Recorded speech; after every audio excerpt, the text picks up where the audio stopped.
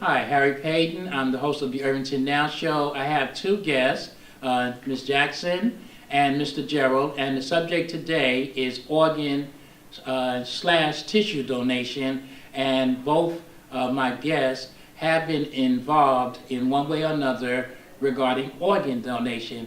The reason I say tissue donation is because my research has shown that most of us know of a heart donation, a heart transplant, a liver transplant, and those kind of things. But it was amazing to find out that our tissue, which we have a certain amount of tissue, hundreds and hundreds, thousands and thousands of tissue on our body, and those are also able to be donated. So it's not just the regular heart, liver, and other organs that we may think of. Tissues are also very useful. I had mentioned in the earlier segment about cornea transplants. So there are a lot of different things that can be transplanted. God made an amazing structure, our body, and now through the miracle of science and medical technology, we're able to save lives. And as was mentioned, there are thousands and thousands of people that can use those organs and tissues. So we'll get into a little bit more. Mr. Gerald, Yes. what efforts or projects have you been a part of in the past or in the future that support the efforts to booster organ slash tissue donation? Well, just our education outreach program. So that's when I go into the classrooms. Usually it's a jobbers ed classroom. That's where the students are getting their license and making that decision to become an organ donor. So myself and Patty, we go in there and we inform the students. We tell our stories. We tell them facts like one organ donor can save 8 lives through organ donation and enhance the life through 75 other people through tissue donation. And we try to just get that conversation going. We don't hold the computer and say become an organ donor, but we just say, hey, you know, this is our story. And we usually focus on urban communities and people that really need it, because a lot of minorities are waiting for organ donation too. We found that out.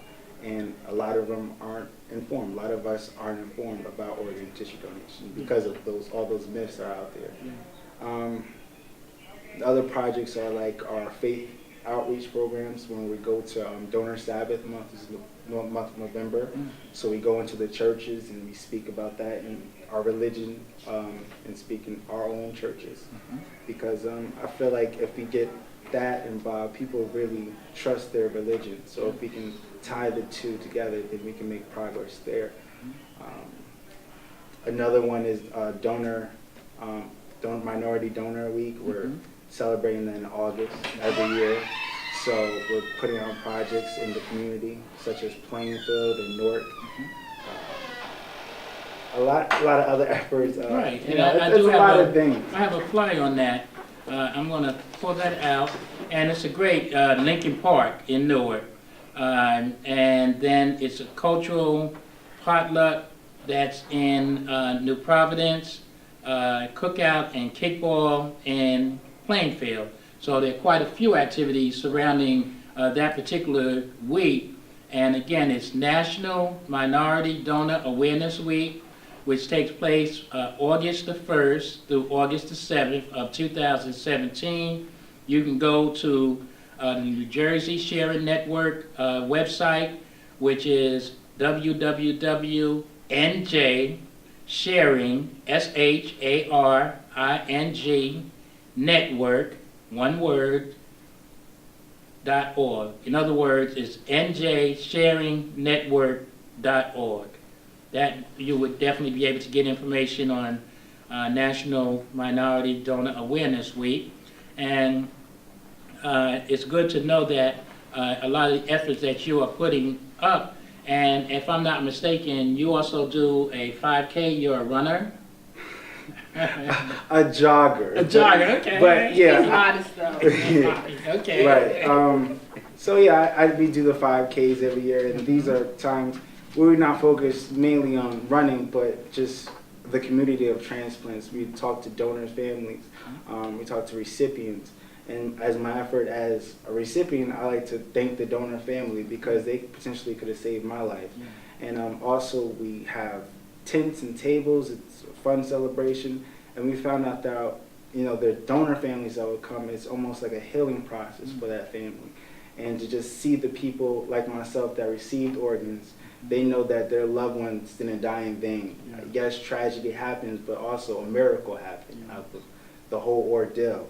So that whole community, we invite people that aren't impacted by transplants and organ tissue donations into our 5Ks to just learn. Mm-hmm. Because sometimes if you didn't have anybody in your family had a transplant or donated an organ, they never know about New Jersey Sharing Network. And we need everybody to know about it because everyone needs to be an organ donor. Right. If everyone became an organ donor, yes, we have that list, but we can lower the number of people that die every day. Right. So, 5Ks. Beautiful. And we also do table displays at any health fair. Mm-hmm. So me and Patty and Denise, our coworker, Mm-hmm. we do a lot of work in the community. So anytime you see health, we're there. And if you want us to be there, we'll come. So Great. That's good. We'll put that out there. Because we do, have a few health fairs here in Irvington, so certainly put that out there to those who are participants and organizers to get in touch with Ms. Jackson and Mr. Gerald.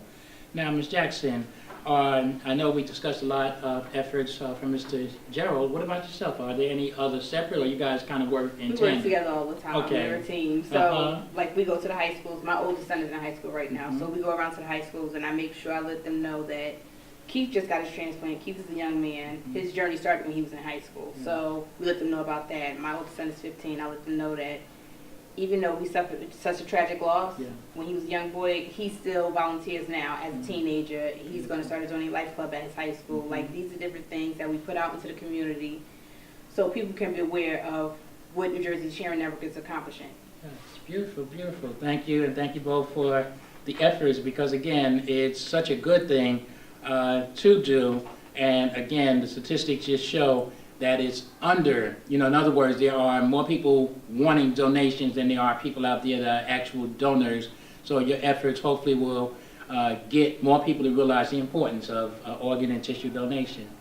Another question, what is a living donor?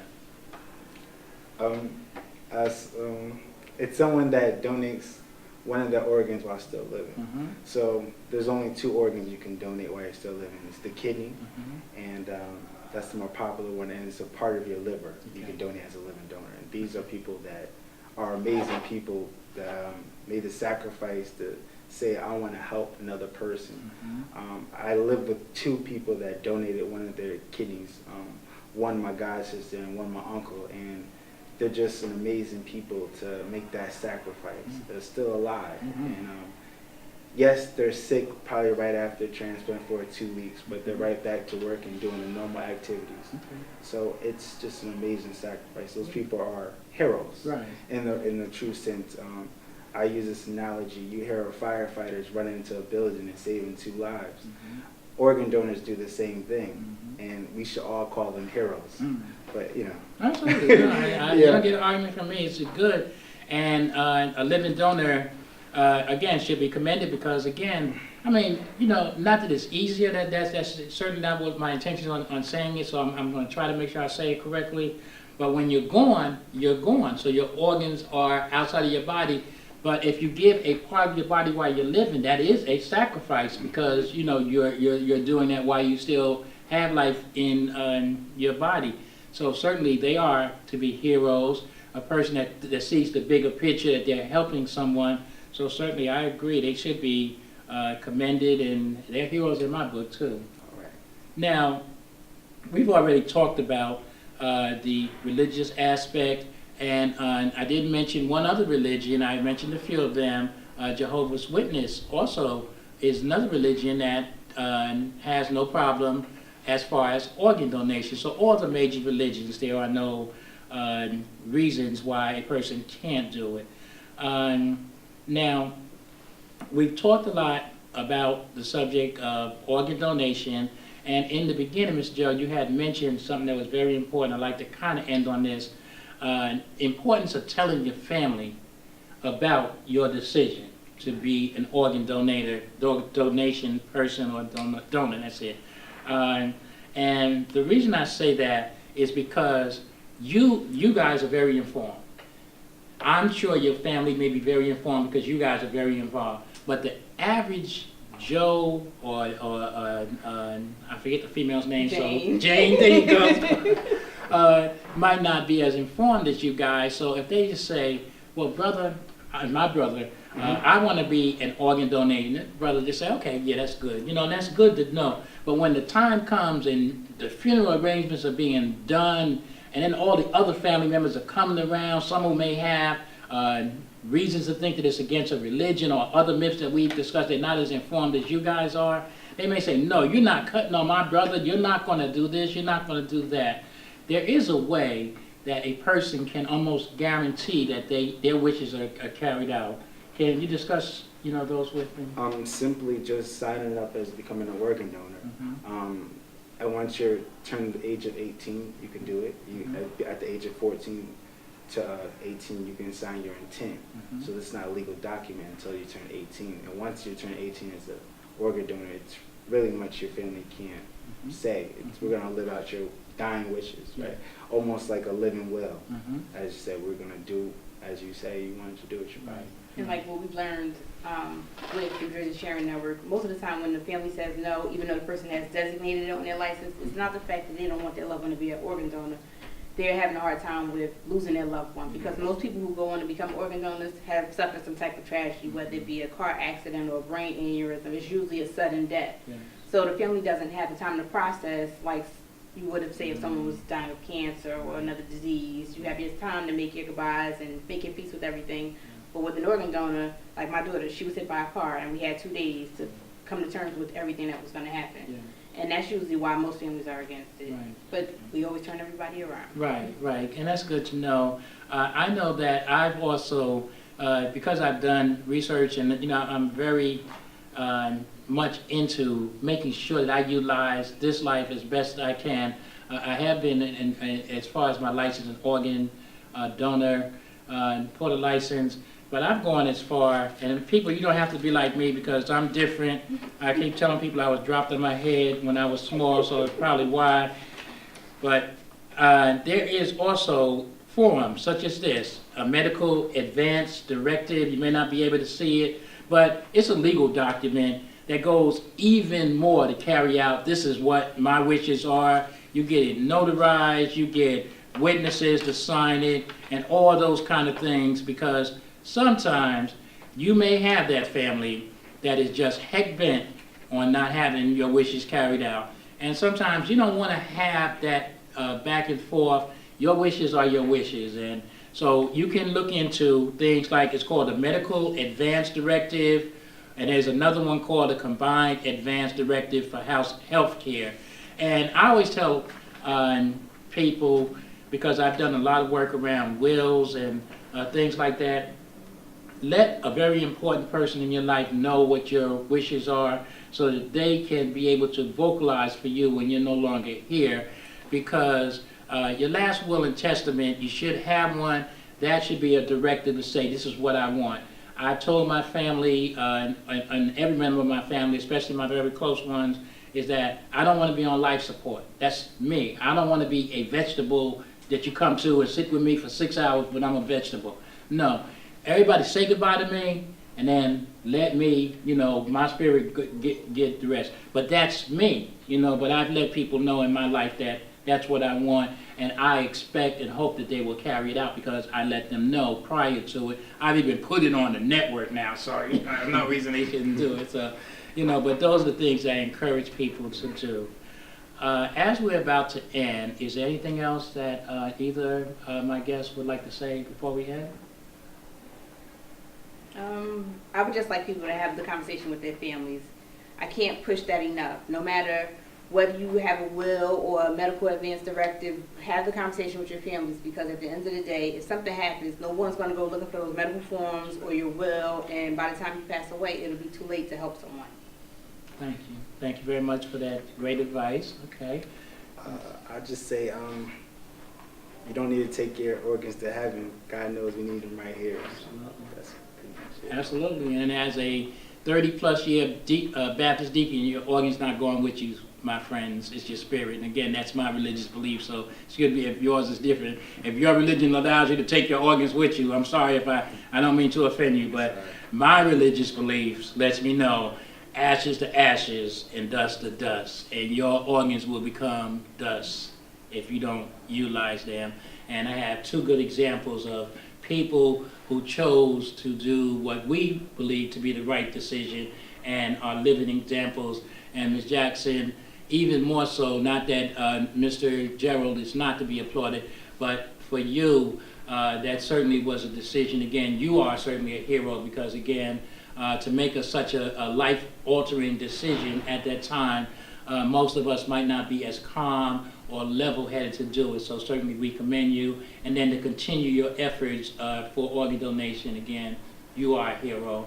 Mr. Gerald, you're also a hero. Though you are a recipient, your efforts are going out there, and I'm sure there are families, countless families, that we cannot even number, you may not even know or may not even get to meet, that you've changed their life because they've said, that's a good decision, and I'm going to do it because of it. So I'm honored to have both of you as my guests. Continue your efforts. If there's anything that I can do personally, again, as I said, I try to write the articles. I have you guys as guests, but if there's a need to come back on, certainly get in touch with me, and we certainly will accommodate you. Thank you. Thank you. Yes. Thank you, everyone, for looking at the show. I do have a heartfelt, I have a lot of guests, and I have a lot of fun doing the show. Thanks again to my good friend, the Honorable Mayor Tony Voss, for allowing me to do the show. But this one, it just, hits me right here because, again, our community, the minority community, needs to take care of ourselves more than anyone else taking care of ourselves. And our community needs to look into organ tissue donation so that our community doesn't suffer on this end. So please, look into that. If you have any questions, you can get in touch with me, Harry Payton, 973-580-2496, and I can direct you to either of my guests, New Jersey Sharing Network, or websites where you can get additional information. Thank you. We'll see you next time.